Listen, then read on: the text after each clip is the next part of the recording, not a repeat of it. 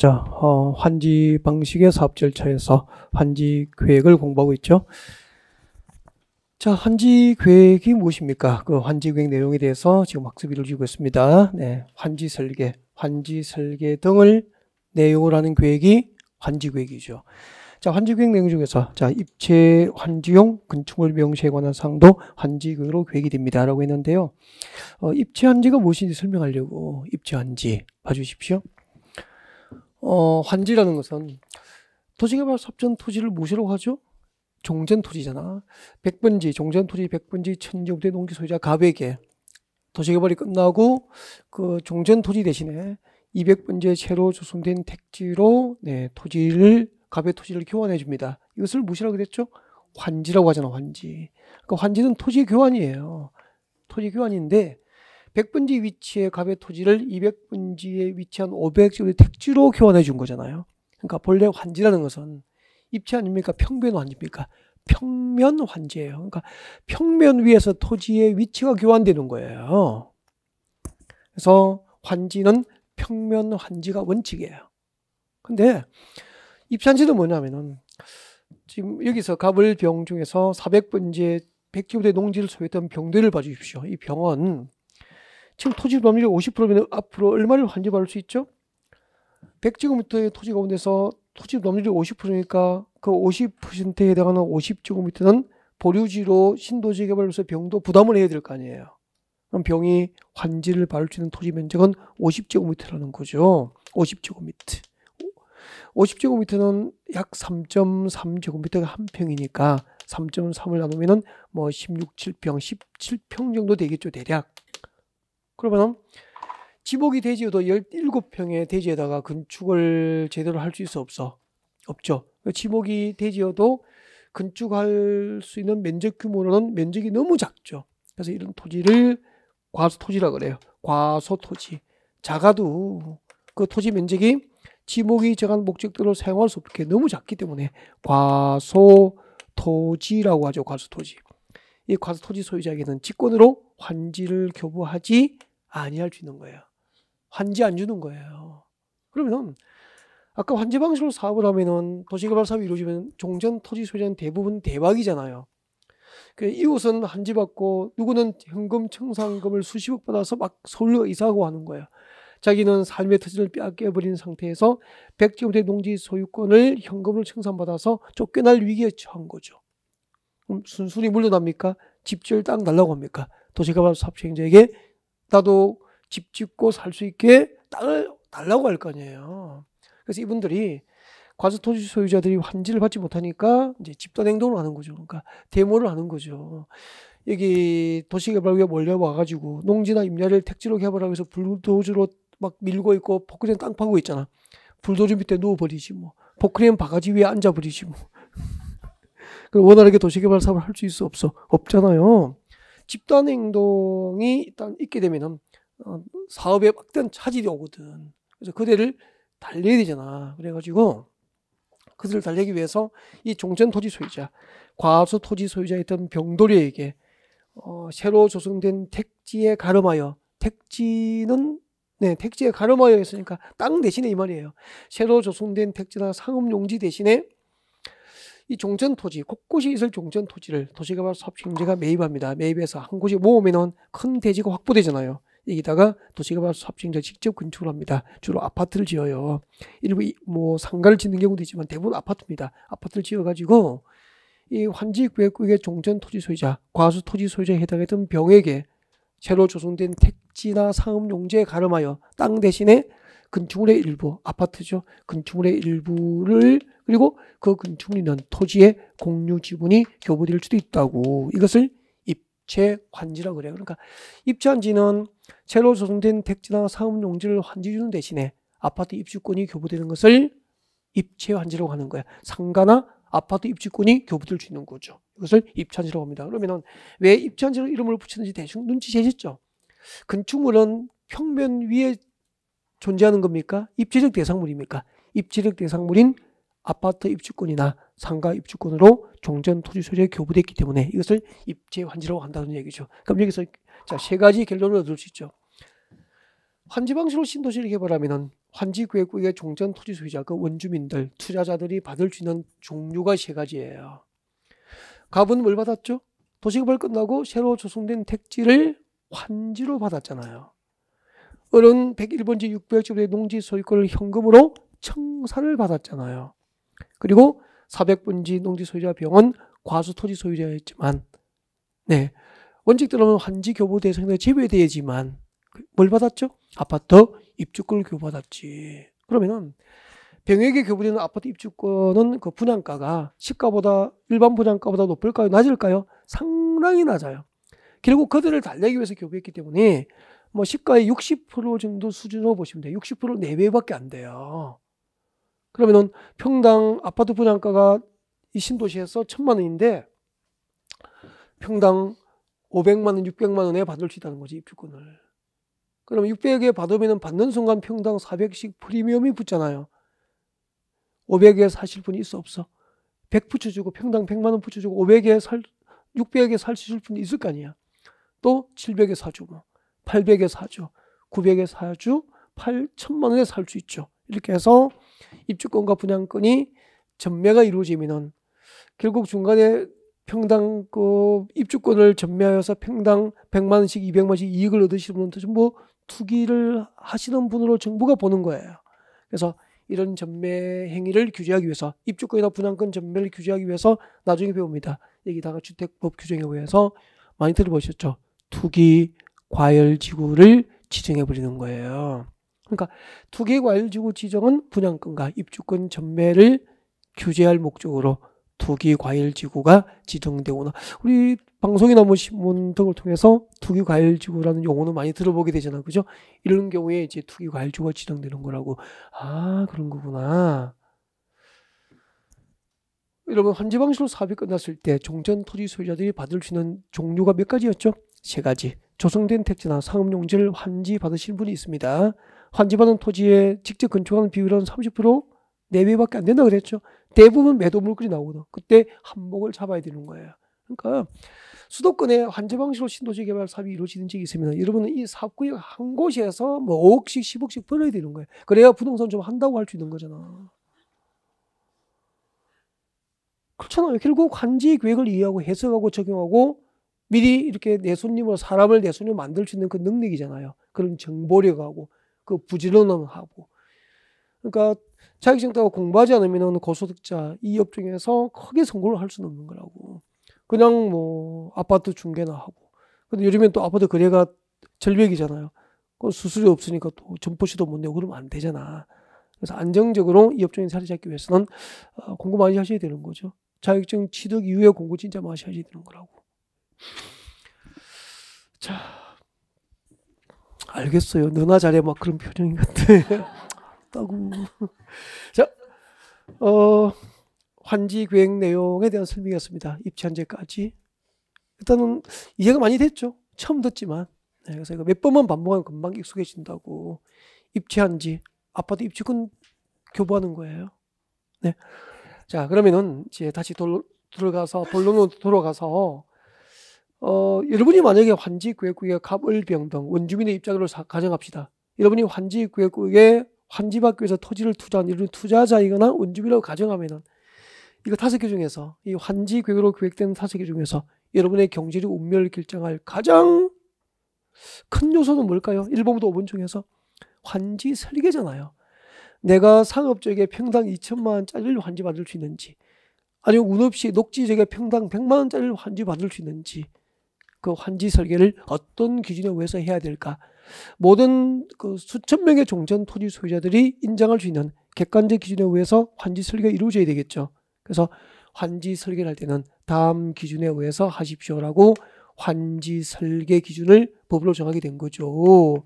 국회에서 만든 거예요. 환지를 설계할 때는 환지 설계 등은 다음 기준으로 하십시오라고 법을 만든 거예요. 근데 법 어디에도 제목에 보면 환지 설계 기준이라고 하지 않죠. 그냥 환지 계획 기준 하니까 이 제목 자체를 모르는 거죠. 환지 설계 기준. 자, 이런 교재 봅니다. 217페이지. 217페이지 양거로 이번에 보니까 환지 설계 등의 기준 나와 있습니까? 네. 환지 설계 등을 할 때, 환지 설계할 때는 다음 기준으로 하라는 거죠. 지금부터 교재 보십시오.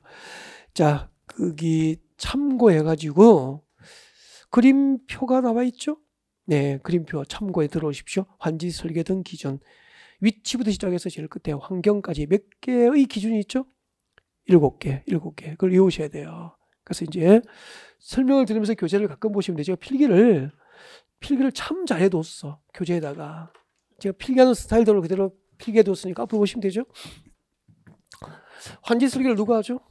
환지 설계는 무엇을 기준으로 하냐면은 제일 먼저 환지를 설계할 때 기준. 환지 설계를 할 때는 제일 먼저 위치, 지목 그리고 면적, 위치, 지목, 면적 이 세 가지를 기준으로 환지를 설계합시다라고 하는 주장이 있습니다. 이것을 면적주의라고 합니다. 면적주의. 그럼 면적주의 입장에서 환지를 설계하는 기준을 맞게 묶은 것은 이 세 개를 찾아야 답이 되는 거죠. 위치, 지목, 면적 이 세 가지를 기준으로 하여 환지를 설계합시다라고 하는 주장을 뭐라고 하죠? 면적주의라고 한다고. 위치, 지목, 면적 밑에 면적주의 필기 다 되어 있죠. 그 다음에 토질,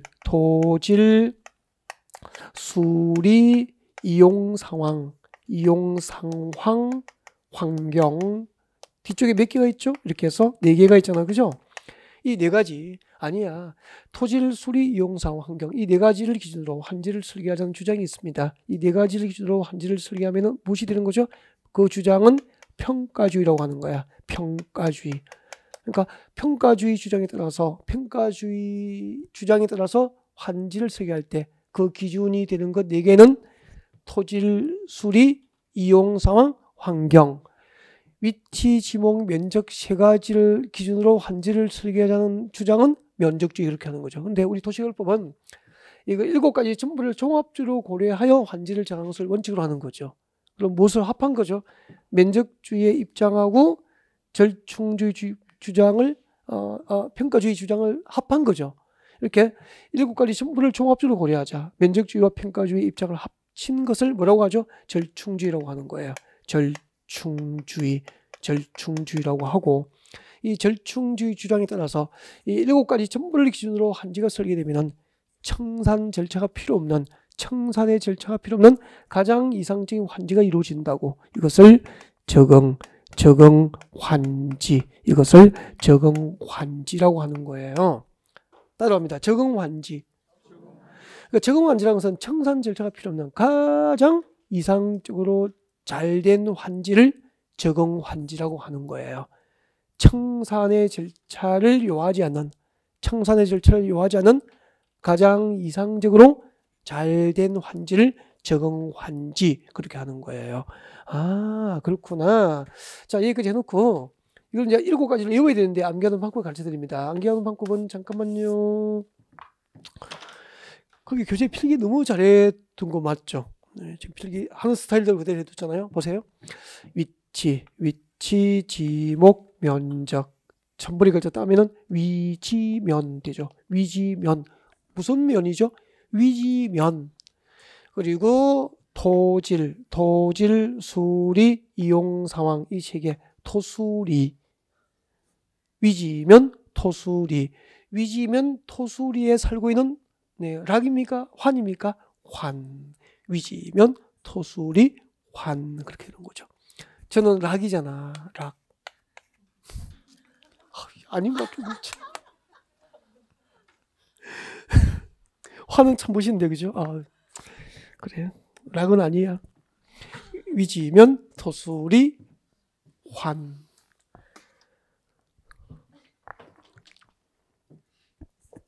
위지면, 토수리, 환. 근데 전국의 모든 수험생이 다 외워요. 똑같이 이렇게 옵니다. 위지면, 토수리, 환. 다 외워요. 아직도 이러면 무슨 의미인지 잘 몰라요. 다 아는 거 아니라니까. 그러니까 뭐 전국의 모든 수험생이 이거 다 외우는데 아직까지 정확하게 의미를 이해한 건 아니에요. 7가지. 그래서 지금부터 설명을 됐습니다. 진짜 알아야 되니까 지금부터 이야기를 드리겠습니다. 봐주세요. 여러분, 첫 번째 환지 설계하는 기준이 뭐죠? 위치죠. 환지를 설계할 때 첫 번째 기준이 위치라고. 위치가 무슨 뜻이냐면 이런 말이라고. 봐줘야 되는데. 그렇지 않으면 늘 위지면 토수리 환 이오고 다 아는 척하게 된다니까. 거기서 끝나면 아는 거 아니라니까요. 거기까지 이런 것을 다 전국의 모든 서민이 다 외울 수 있다고. 그 의미를 아셔야 돼. 봐요. 잘 보셔야 돼. 이게 고개를 들어야 된다고. 그 위치가 무슨 뜻이냐면 종전토지의 위치하고 새로 설계될 위치가 환지될 토지의 위치가 같도록 환지를 정하라는 뜻이에요. 그러니까 갑의 종전토지의 위치가 100번지였다면 도시개발이 끝나고 갑에게 환지될 토지의 위치도 100번지로 정하는 것을 원칙으로 하겠다는 거야. 종전토지하고 새로 환지될 토지의 무엇이 같도록 해라? 위치가 같도록 설계하자. 그런 뜻이야. 이제 이해가 됐죠? 그 다음 두 번째는 지목. 종전토지의 지목과 종전토지 소유자가 소유했던 토지의 지목과 새로 환지될 토지의 지목이 같도록 환지 설계하자는 주장이야. 그것을 지목이라고 하는 거고. 갑의 종전토지 지목이 잡종지였으면 대지주입니까? 잡종지주라는 겁니까? 잡종지. 대지였으면 대지.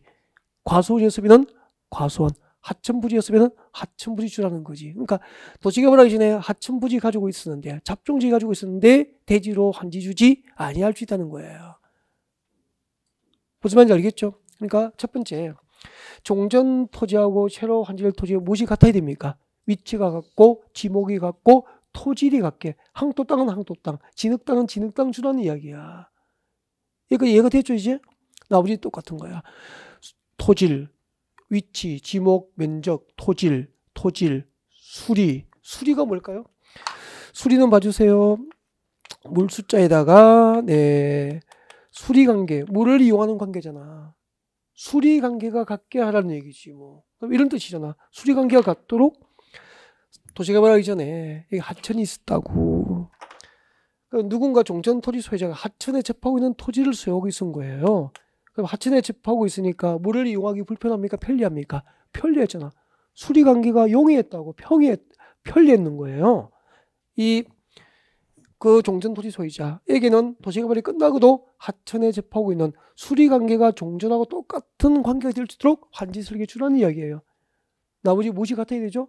종전토지와 환지될 토지의 이용 상황이 똑같게, 그리고 환경이 똑같게 설계해 주라는 거죠. 이렇게 종전토지와 새로 환지될 토지의 위치가 같고, 지목이 같고, 면적 비율이 같고, 토질이 같고, 수리, 이용 상황, 환경, 이 7가지가 똑같도록 환지 설계하는 주장을 절충주의라고 그러고, 그 절충주의 주장에 따라서 위치가 같고, 지목이 같고, 면적 비율이 같고, 토질, 이용 상황, 그리고 환경이 같도록 환지 설계가 이루어지면 청산 절차가 필요 없는 가장 이상적인 환지가 이루어지는 거야. 청산 절차가 필요 없는 가장 이상적으로 잘 되는 환지가 가능하다고. 이를 무슨 환지라고 그러죠? 적응 환지라고 하는 거죠. 그러니까 현재 도시개발법상 환지 설계 기준은 절충주의 원칙이라고 해도 맞고 적응 환지 원칙이라도 맞는 거예요. 그래서 두 가지는 의미를 같게 쓰면 돼요.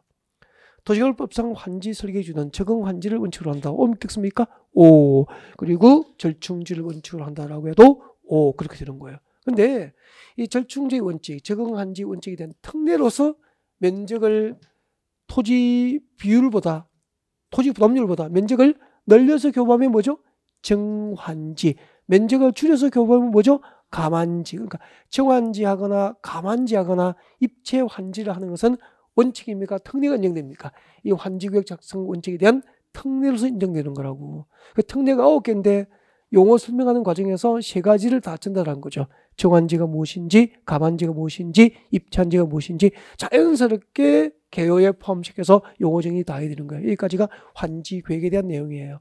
이 정도 수업하면은 이제 환지 계획에 대한 특례 한 5가지 정도만 추가를 해서 1월달에 들어가면은 환지 계획 이론은 대부분을 다 배우게 된 거예요. 상당히 많이 들어간 거죠. 개요 설명하면서.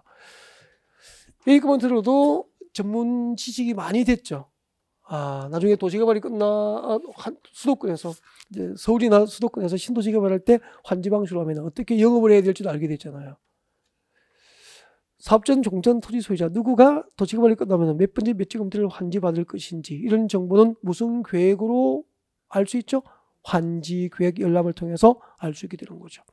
그리고 환지 계획의 종전 토지자 누구가 뭐 수십억씩 현금 청산을 받게 되는지, 그죠? 다 환지 계획으로 정해진다는 걸 알 수 있게 된 거죠. 자, 지금까지 환지 계획이었습니다. 그러면은 그 다음에 한번 보십시오. 절차를 한번 보십시오. 환지 계획을 이렇게 작성해서 인가가 났어. 절차 보십시오. 그 다음 절차가 뭐죠? 공사에 들어가잖아. 환지 여기 환지계획인가 이후에 공사에 들어가잖아. 공사가 시행되는 과정에서 뭘 지정할 수 있죠? 환지 예정지. 그래서 지금부터 환지 예정지 처분을 배울 거예요. 환지 예정지 처분. 그것도 이 단어 공부 아니라니까. 그래서 환지 예정지 처분은 단어 공부 아니니까 환지 예정지 처분이 무엇일까? 개요 설명을 충분히 할 거예요. 오늘 입문 과정이니까. 그래서 교재를 넘겨주실까요? 네, 218페이지 오시면 돼요.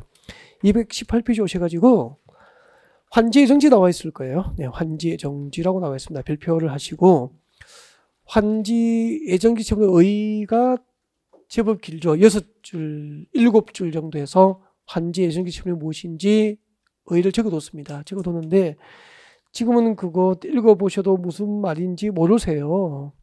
그러니까 읽어보면 머리가 아파요. 그래서 괜히 머리 아플 필요 없으니까 그냥 고개를 드시면 되죠. 읽어봐도 모르는데. 그래서 자, 지금부터 환지 예정지 처분이 무엇인지 설명을 드릴 거예요. 그래서 집중하십시오. 환지 예정지 환지 예정지 처분. 자, 환지 방식의 도시개발 사업절차에서 환지 예정지 처분의 절차입니다. 환지 예정지가 뭘까요? 제일 먼저 이게 제일 중요하게 주목해요. 환지 예정지 처분이 무엇일까? 그 입문 과정은 어쨌든 개요에 대한 이해가 완벽하면 돼요. 나중에 얼마든지 살을 붙이고서 금방금방 붙여나가니까. 그 다음에 환지 예정지 지정 절차 소개할 거예요. 그리고 환지 예정지 처분의 효과 한 2가지 정도를 살짝 소개할 거예요. 이렇게 깊게 들어가진 않죠. 나머지 한 5가지 효과만 이제 이를 따라 살짝 붙임이 될 수 있게 개요하고 기본 틀을 잡아드리는 거죠. 그러니까 입문 과정에서 환지 예정지 처분이 무엇인지를 완벽하게 아는 게 중요하죠. 그래서 그 다음 주 정도 돼가지고 제가 이제 수업 중에 마이크 들고 내려가서 인터뷰를 할 거예요. 환지 예정지 처분이 무엇인지 이렇게 물어본다고. 물어보면은 말할 수 있도록 준비를 해오시면 되죠. 알겠죠? 네. 인터뷰 하신 분도 어떻게 하지, 그분들을. 환지 예정지 처분이 무엇인지. 그러니까 이렇게 얘기하니까 보통 1교시를 살짝 지각하고 한 15분 지나서 들어오시더라고요. 그래서 네. 2교시 시작할 때 물어볼 수도 있고 뭐 아무튼 제일 늦게 오신 분 위주로 해서 네, 그렇게 물어볼 예정이에요.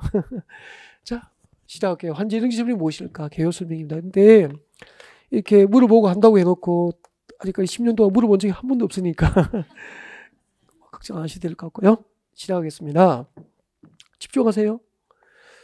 사업전 토지를 무엇이라고 그랬죠? 도시개발 사업전 토지가 뭐냐고? 종전토지죠. 그죠? 네. 종전토지. 종전토지 100번지가 있었죠. 예, 면적이 얼마였죠? 1000제곱미터. 종전토지 1000제곱미터. 100번지 1000제곱미터의 농지는 누구의 땅이었죠? 갑의 토지였지. 이 100번지 농지 소유자 갑돌이에게 도시개발이 끝나면은 몇 번지 땅을 환지로 주기로 계획이 돼 있었죠? 200번지에 조성된 택지 500제곱미터를 갑에게 환지 줄 거야 라고 정한 계획이 무슨 계획이죠? 환지 계획이죠. 이렇게 100번지 농지 소유자 갑에게 도시개발이 끝나고 200번지에 조성된 택지 500제곱미터를 환지로 교부할 거야 라고 정한 계획이 무슨 계획이죠? 환지 계획. 이렇게 환지 계획을 작성해서 인가가 났어. 인가가 나면 그 다음 절차 뭐죠? 공사 시행에 들어가잖아. 그럼 상상하십시오.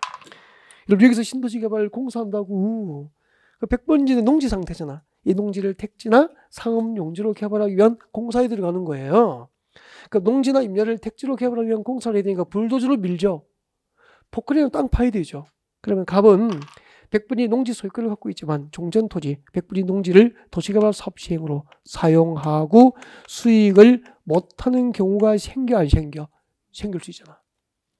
근데 그 도시개발 사업 공사가 1년, 2년이 1개월, 2개월이 아니고 1년 동안, 2년 동안 길게는 3년, 4년 신도시 개발이 이루어지니까 수년 동안 갑은 토지 소유권을 갖고 있지만 종전 토지를 사용 수익을 못하는 문제가 생기는 거야. 재산권 침해가 심각하잖아요. 그리고 100번지 농지에 임차권자가 있다 가정하자. 임차권을 설정했다는 것은 임대료를 내고 있다는 거잖아. 매월 임대료를 꼬박꼬박 지불하면서도 도시개발 사업식으로 100번지 농지에 대한 임차권의 목적을 달성할 수 없게 된 거죠. 사용수를 못하니까. 그러면 그 계약을 유지합니까? 해지합니까? 해지하려고 할 거 아니에요. 그럼 공사 시행으로 용익권자, 임차권자의 권리관계가 안정됩니까? 불안정해집니까? 불안정해질 거 아니야. 이와 같은 문제를 도시개발 사업시행령이 해결해 주기 위해서 이 종전 토지자 갑과 임차권자에게 환지 계획에서 정한 환지 예정지로 지정합니다. 환지 예정지로 지정해 주는 거죠. 어차피 도시개발이 끝나면은 갑은 200번째 조성된 택지를 환지로 받게 돼 있잖아. 이걸 환지 예정지로 미리 환지 처분이 있은 것처럼 환지 받은 토지 예정지로 지정해 주는 거야.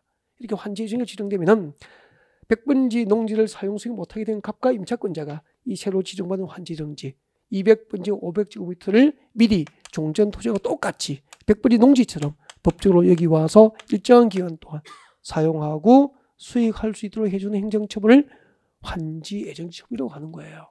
그러면은 이 지정받은 환지 예정지에서 100번지 농지 대신에 종전 토지 대신에 여기서 대신 사용 수익이 가능해졌죠. 그러면 갑의 재산권 침해, 임차권자의 권리관계가 불안정합니까? 조속하게 안정됩니까? 갑의 재산권 침해는 줄어들고 최소화되고, 그리고 임차권자는 여기서 임차권의 목적인 토지 부분도 아울러서 환지 예정지로 지정받아서 사용 수익이 가능해지니까 임차권자, 용익권자의 권리관계도 불안정합니까? 안정됩니까? 안정될 수 있죠. 그래서 하는 게 환지 예정지 처분이에요. 그래서 다시 할게요. 다시 마음속 같이 해요. 환지 예정지는 뭐냐면은 환지 계획 인가 이후에 종전 토지에서 도시개발 사업 시행으로 인하여 공사 시행으로 인해서 종전 토지 수야 갑과 임차권자가 종전 토지를 사용 수익을 못하는 문제가 생겼어. 그 문제를 해결하기 위해서 환지 계획에서 정하는 환지를 뭐로 지정하죠? 환지 예정지로 지정해서 이 새로 지정받은 환지 예정지를 종전 토지와 똑같이 사용하고 수익할 수 있도록 해주는 행정처분을 환지 예정지 처분이라고 한다는 거죠.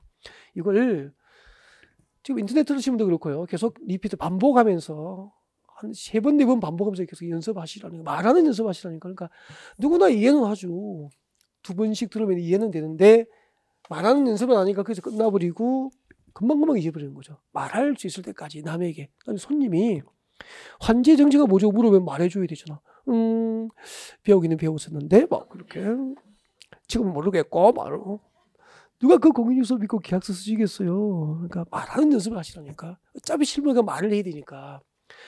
네, 도시개발 한지방소 도시개발 사업을 할 때 환지 계획 인가 후에 공사가 시작됩니다. 공사 시작되니까 종전 토지 소유자 임차권자가 종전 토지를 사용 수익 못하게 됐습니다. 그래서 그 사용 수익 못하게 된 종전 토지 대신에 환지 계획에서 정한 환지를 환지 예정지로 지정해 주어서 그 지정된 환지 예정지를 종전 토지 대신에 일정한 기간 동안 사용하고 수익할 수 있도록 해주는 행정처분을 환지 예정처분이라고 배웠습니다. 뭐 그렇게 배웠으면 빼고 그렇게 하시면 되죠. 뭐 연습하십시오. 그리고 환지 예정지 지정 절차. 자, 그러면은 일단 여러분 교재 오십시오. 교재의 의의를 제가 설명드렸으니까 같이 제가 한번 읽어드릴게요. 같이 한번 교재 한번 보죠. 이해가 되는지. 도시개발 사업 시행으로 인해서 종전 토지 수야 갑과 그 임차권자가 그 사업 시행 기간 동안 도시개발 사업 시행 기간 동안 종전 토지를 사용 수용할 수 없게 되니까 종전 토지 소유자의 재산권 침해가 극심해지고 용익권자, 임차권자의 권리관계가 불안정해지니까 이와 같은 문제를 해결하기 위해서 환지 계획에서 정하는 환지를 환지 예정지로 지정해주고 마치 환지 처분이 있은 것처럼 새로 지정받은 환지 예정지를 종전 토지와 동일하게 사용하고 수익할 수 있도록 해주는 행정처분을 무엇이라고 합니까? 환지 예정지 처분이라고 하는 거니까 그 의의를 그냥 제가 설명하는 스타일대로 풀어서 적어둔 거예요. 그냥 설명되고 그대로 읽으면은 가능하게. 그래서 좀 길어지게 된 거라고. 말로 하면 짧은데, 네, 설명체 형식으로 적어버린 거죠. 인문서니까. 그걸 문어체로 쓰면 아주 어렵거든요. 그래서 그냥 구어체로 그냥 설명체처럼 적어버린 거예요. 읽으니까 이해가 되잖아요. 이제 읽어서 말할 수 있으면 되고요. 그 밑에 봅니다. 도시개발 사업 환지 예정지 지정 절차 읽어드리겠습니다. 자, 도시개발 사업 시행자가 환지 예정지를 지정하려면 관계되는 토지 소유자, 아까 누구였죠? 갑. 토지 소유자 갑과 그 임차권자에게 환지 예정지에 동그라미 하십시오. 위치 동그라미 하십시오. 위치 동그라미 해주세요. 위치. 면적 동그라미 합니다. 면적. 그리고 환지 예정지 지정의 효력 발생 시기를 동그라미 합니다. 효력 발생 시기, 효력 발생 시기 동그라미 하시고요. 이 세 가지를 알려줍니다. 이게 지정 절차예요. 그래서 자, 이제 설명 들으시면 되죠. 방금 읽어드린 그 법조문을 설명드리겠습니다. 네, 봐주실까요?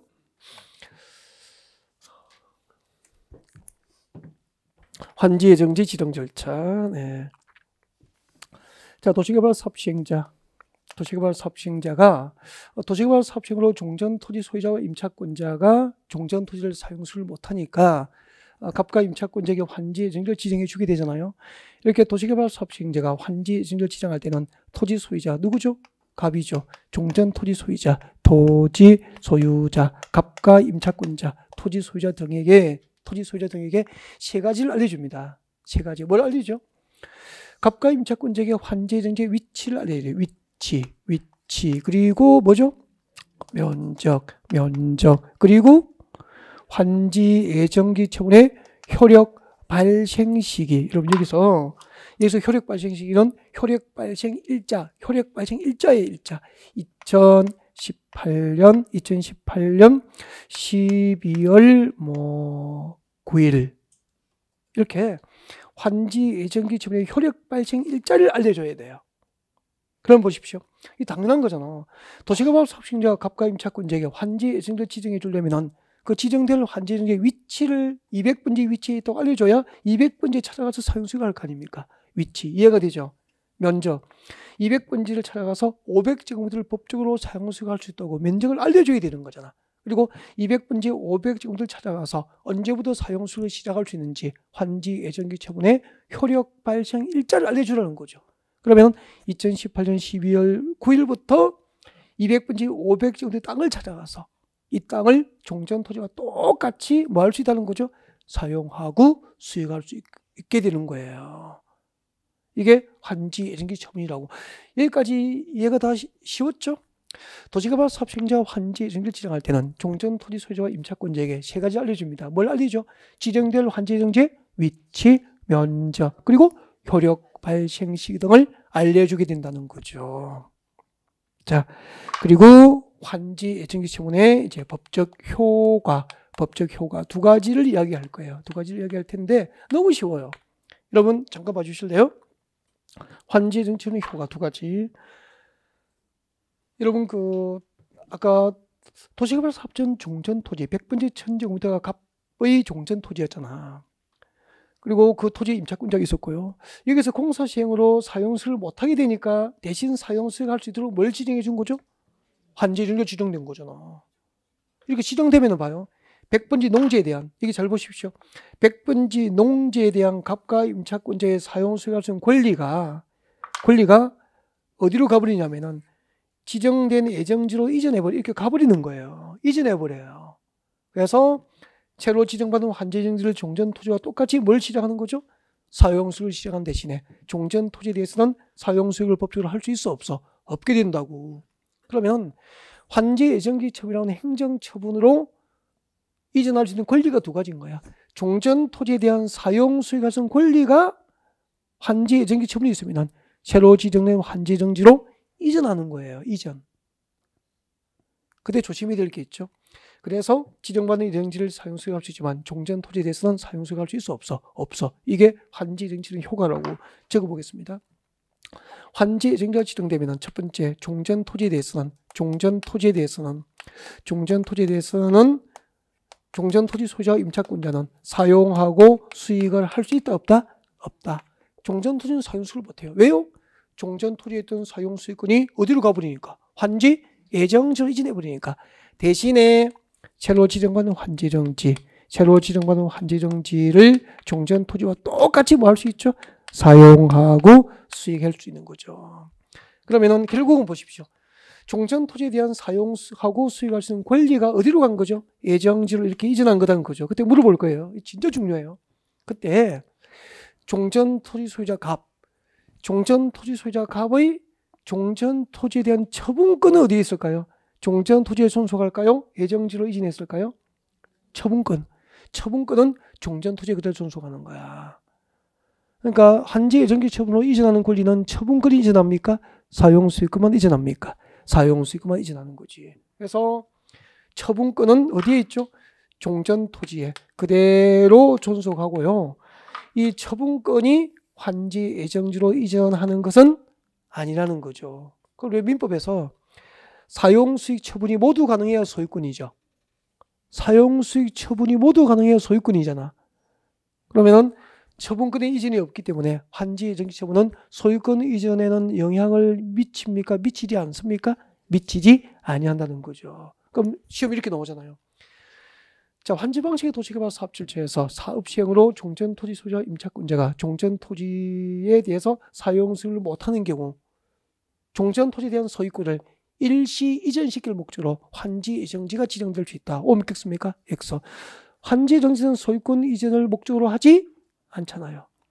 그러니까 환지 예정지 처분을 이전하는 권리는 소유권입니까? 사용수익권입니까? 사용수익권만. 처분권은 종전 토지에 존속하는 거야. 그러니까 환지 예정지로 지정받은 토지는 처분할 수 있습니까? 사용수익만 할 수 있습니까? 사용수익만 할 수 있지 환지 예정지로 지정받은 토지를 처분할 수는 없다는 거죠. 이게 환지 예정지의 효과, 가장 기본적인 효과 두 가지를 소개해드리는 거죠. 다음에 환지 처분합니다. 환지 처분. 219페이지 내려오십시오. 219페이지 내려오셔서 03번 환지 처분이라고 나와 있을 거예요. 네, 환지 처분. 자, 환지 처분이란 적어뒀습니다. 밑줄 것이십시오. 환지 처분이란 밑줄 것이십시오. 도시개발 사업 공사 완료. 환지 계획에서 정한 것을 확정 동그라미 확정하기 위한 행정 처분 줄 겁니다. 환지 계획에서 정한 것을 확정하기 위한 행정 처분을 무엇이라고 하죠? 환지 처분이라고 합니다. 네, 자, 잠깐만 봐주실까요? 환지 처분.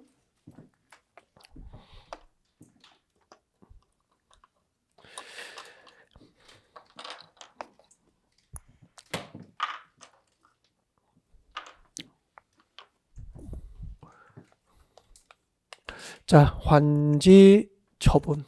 마지막 주제죠. 환지 방식의 사업질체에서 환지 처분이 무엇인지. 자, 환지 처분을 하기 위해서 미리 계획을 하게 됩니다. 네, 여러분 환지 처분할 내용을 미리 정한 계획이 무슨 계획이죠? 환지 계획이에요. 그래서 환지 처분이라는 것은 이게 꼭 들어가야 되죠. 그러니까 환지 계획 없는 환지 처분은 존재할 수 없는 거예요. 그래서 환지 계획의 내용을 우리 환지 계획 내용 5개 알고 있죠?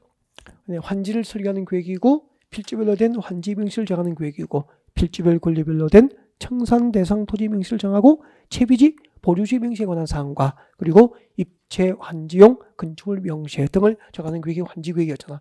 그 환지 계획 내용, 이 환지 계획의 내용을 환지 계획 내용을 확정해주는 행정 처분을 환지 처분이라고 하죠. 예를 들면 사업전 토지를 무엇이라고 하죠?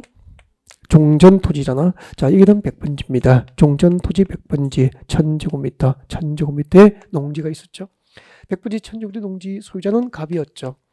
이 갑돌이에게 도시개발이 끝나면은 200번지에 조성된 택지 500제곱미터를 환지로 줄 거야 라고 정하게 됩니다. 이것을 환지 계획이라고 하잖아요. 그러면 지금 200번지 500제곱미터 택지는 갑의 환지로 확정된 상태입니까? 환지 계획으로 계획만 돼 있었습니까? 환지 계획으로 계획만 돼 있었는데 이 환지 계획으로 계획된 200번지 500제곱미터 택지를 갑의 환지로 확정해 주는 행정 처분이 뭐죠? 환지 처분이죠. 그러니까 환지 처분이라고 하는 행정 처분이 있어야 환지 계획으로 계획된 200번지 500제곱미터 토지가 법적으로 갑의 환지로 확정이 되는 거예요. 그리고 여기 201번지 500제곱미터의 토지는 도시개발사 목적 달성을 위한 용도에 쓰려고 환지를 정하지 않고 보류해 두었습니다. 무슨 땅이죠? 채비지입니까? 보류지입니까? 보류지. 목적 달성을 위해서 환지를 정하지 않고 보류한 토지, 보류지가 되는 거죠. 도시개발사 목적 달성을 위한 용도에 쓰려고 종전 토지 소유자가 환지를 정하여 주지 않고 보류한 토지는 뭐죠? 보류지. 그리고 그 보류지 중 일부를 분할해서 필지 분할합니다. 201-1번지를 필지 분할하고 그 면적이 300제곱미터예요. 이 300제곱미터는 처분해서 도시개발사업 경비에 충당할 용도를 정하게 됩니다. 무슨 땅이죠? 채비지가 되는 거죠. 목적 달성을 위한 용도에 쓰기 위해서 환지를 정하지 않고 보류된 토지는 보류지. 그중 일부를 처분해서 경비에 쓰면 뭐가 되는 거죠? 채비지. 경비 충당을 목적으로 하면 채비지. 목적 달성을 위한 용도에 쓰려고 환지를 정하지 않은 땅은 보류지. 그렇게 되는 거죠. 그러면 201번지 500제곱미터를 보류지로 201-1번지 300제곱미터를 채비지로 확정하기 위한 행정처분이 환지처분인 거죠. 그러니까 201번지 500제곱미터를 보류지로 할 거야. 201-1번지 300제곱미터를 채비지로 할 거야. 라고 정하는 계획은 무슨 계획이죠? 환지계획이고 이 환지계획 내용을 확정해주는 행정처분이 환지처분이 되는 거죠. 계속하면 되는 거죠. 100-1번지를 시청용지로 100-2번지를 학교용지로 확정해주는 행정처분이 환지처분이 되는 거예요. 여기까지가 환지처분이에요. 그러면 자, 이런 환지처분이 어떤 형식 요건을 갖춰서 이루어질까? 환지처분의 형식이죠. 환지처분의 형식. 어떤 형식 요건을 갖추어서 환지처분이 될 수 있을까요? 라고 하는 겁니다. 우리나라는 부부가 되기 위해서는 사실혼주의입니까? 신고주의입니까? 신고주의. 혼인신고해야 돼요. 그러니까 예식장에서 결혼식을 마쳤다고 해서 법적 부부는 아니고요. 그죠? 법적 형식 요건은 네, 이렇게 등기를 해야 됩니다. 등기가 아니고 혼인신고를 해야 됩니다. 네. 직업병이야. 혼인신고 해야 되죠? 그때부터 이제 혼인신고가 부부가 되기 위한 법적 요건이거든. 그러면 환지처분은 어떤 형식 요건을 갖춰서 이루어질까? 219페이지 제일 밑에 봅니다. 환지처분의 형식. 자, 시행자는 환지처분할 때, 도시개발 사업 시행자가 환지처분할 때는 환지계획에서 정한 사항을 토지 소유자에게 알리고 동그라미, 알리고 대통령령이 정한 바에 따라서 이를 공고하여야 한다. 공고 동그라미, 알리고 공고하여야 한다. 알리고 공고하여야 한다. 이게 형식 요건이에요. 설명드리겠습니다. 봐주십시오. 자, 도시개발 사업 시행자가 환지처분할 때는 환지계획 내용을 토지 소유자에게 알립니다. 즉, 토지 소유자 누구죠? 갑이잖아. 갑에게 환지계획 내용을 알려주는 거예요. 갑돌씨, 당신이 환지계획에 의해서 환지받을 토지는 200번지에 조성된 택지 500제곱미터입니다. 이 사실을 종전 토지자 갑에게 알리고 그리고 대통령령이 정하는 절차에 따라서 이것을 공고하는 형식 요건을 갖추면 환지처분이 이루어지게 돼요. 자, 공고 동그라미 하십시오. 교재. 자, 이때 공고가 뭐죠? 적으십시오. 이때 공고가 환지처분 공고가 되는 거예요. 무슨 공고죠? 영등포 공고 아닙니다. 환지처분 공고가 되는 거예요. 이렇게 알리고 공고하는 형식 요건을 갖춰서 환지처분이 이루어지게 되는 거죠. 환지처분 공고. 자, 이렇게 환지처분이 공고되면은 그 법적 효과는 언제 발생하느냐면은 환지처분 공고일의 다음 날, 환지처분 공고일의 다음 날부터 그 법적 효과가 발생하게 돼요. 환지처분의 법적 효력은 언제 발생하죠? 환지처분 공고일의 다음 날부터 그 환지처분의 법적 효력이 7가지가 발생해요. 7가지가 발생하는데 상당히 좀 어렵거든. 1번이 제일 어려워요. 그래서 1번만 설명해 보려고. 어려우니까 듣기만 들어요. 이해를 못 하셔도 괜찮으니까 아직까지는 이제 시작이니까. 자, 환지처분의 효과 1번 오십시오. 220페이지 오시면 되죠. 220페이지 환지처분의 효과 1번만 할 거예요. 원칙 보겠습니다. 기억번에 밑줄 껐으면 좋겠습니다. 전부 줄 것입시오. 자, 환지처분이 공고되면 첫 번째 환지계획에서 정하는 환지를 줄 것입시오. 환지계획에서 정하는 환지는 아까 101번지 100번지 1000제곱미터 농지입니까? 200번지에 조성된 택지입니까?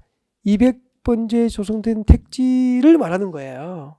그러니까 머릿속에 어떤 현장이 이렇게 상상이 되면 참 좋아요. 그래야 이해가 된다니까. 환지계획에서 정하는 환지, 이때 환지계획에서 정하는 환지는 200번지에 조성된 택지라고. 이 200번지에 조성된 택지를 환지처분 공고된 날의 다음 날, 환지처분이 공고된 날의 다음 날 줄 것입시오. 환지처분이 공고된 날의 다음 날 밑에 적으십시오. 이게 뭐죠? 환지처분의 효력 발생일이 되잖아. 환지처분의 효력 발생일. 효력 발생일이 되잖아. 이 환지처분의 효력이 발생한 날부터 밑줄 것입시오. 종전 토지로 본다. 이게 원래 시험 나온 지문이잖아요. 이대로 조문 이대로 들어갔어요. 글자 한 톨도 안 틀리게 그냥 그대로 언제 X인지 물어봤던데 환지 계획에서 정한 환지를 환지 처분이 공고된 날의 다음 날부터 종전 토지로 보게 되면 이게 환지 처분의 첫 번째 효과라고. 근데 이게 이해가 어렵다고. 무지 어렵거든요. 그래서 자 설명드리고 싶습니다. 봐주십시오. 설명드릴게요. 환지 처분의 효과 1번 이거 설명하고 자 이번 시간에 마무리할게요. 조금만 참아주세요. 자 아싸 이거 하면 휴식 안 돼. 자, 환지 처분의 효과 1번 자 100번지 도시개발 사업점 100번지 1000제곱미터가 갑의 농지였습니다. 갑의 농지였죠. 종전토지죠. 뭐. 종전토지 100번지 1000제곱미터 갑의 농지였죠.